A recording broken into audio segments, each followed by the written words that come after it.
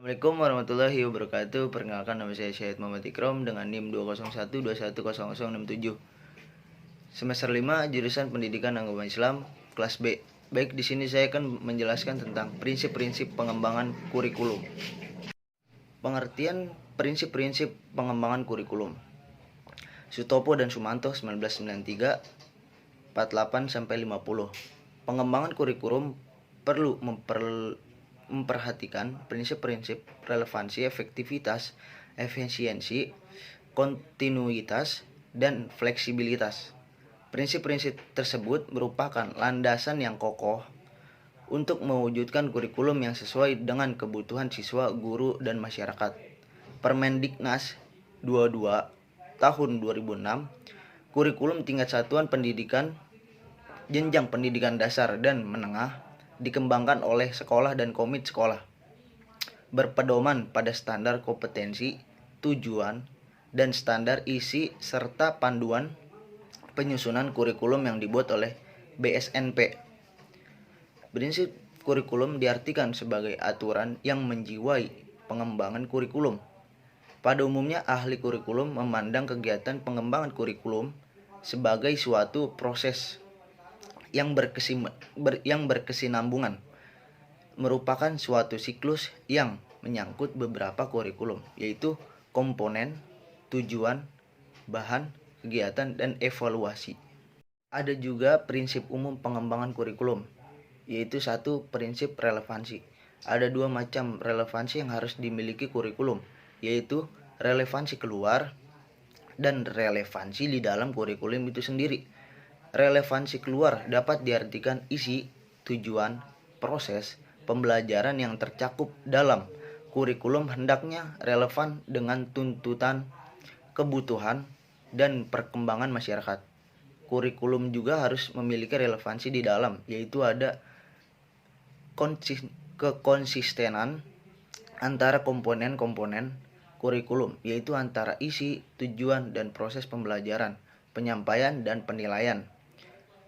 2. Prinsip kontinuitas.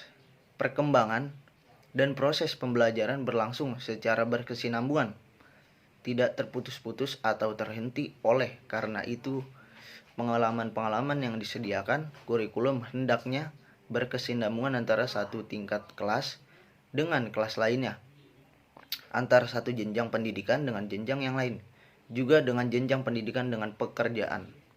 3. Prinsip fleksibilitas. Kurikulum hendaknya memiliki sifat lentur atau fleksibel. Kurikulum mempersiapkan anak didik untuk kehidupan sekarang dan yang akan datang, di sini dan di tempat lain, bagi anak yang memiliki latar belakang dan kemampuan yang berbeda. 4. Prinsip praktis atau efisien.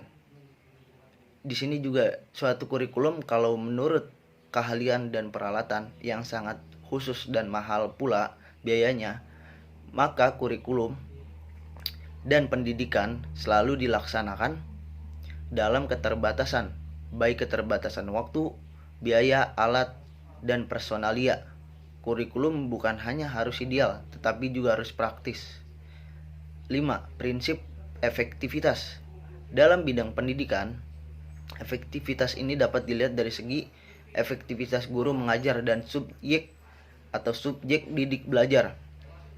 Sementara dalam rangka pengelolaan kurikulum dan pengembangannya, usaha untuk meningkatkan efektivitas kegiatan belajar subjek didik dilakukan dengan memilih jenis-jenis metode dan alat yang dipandang paling ampuh dalam mencapai tujuan yang diinginkan.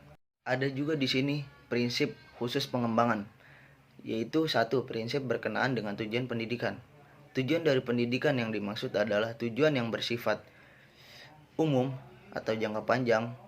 Terus ada juga jangka pendek atau khusus, dan juga jangka menengah.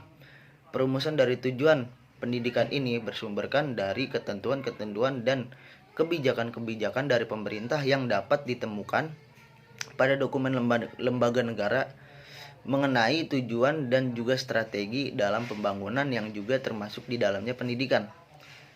Di sini juga ada prinsip berkenaan dengan pemilihan isi pendidikan.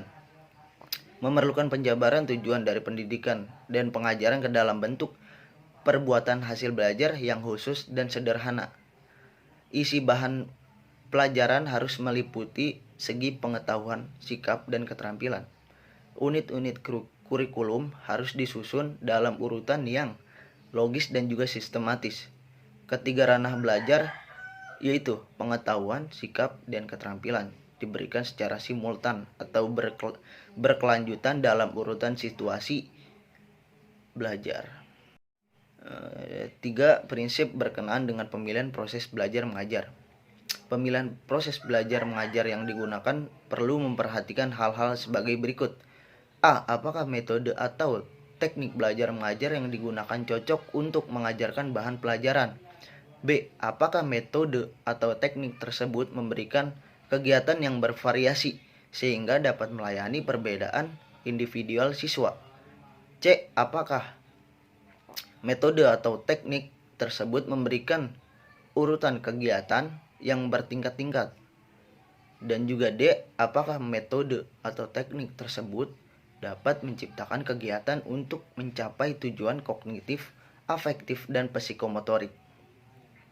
4. Prinsip berkenaan dengan pemilihan media atau alat pengajaran. Dalam mewujudkan proses pembelajaran pasti membutuhkan efektif dan efisien, maka harus memerlukan dukungan dari penggunaan media dan alat bantu dalam belajar dengan tepat.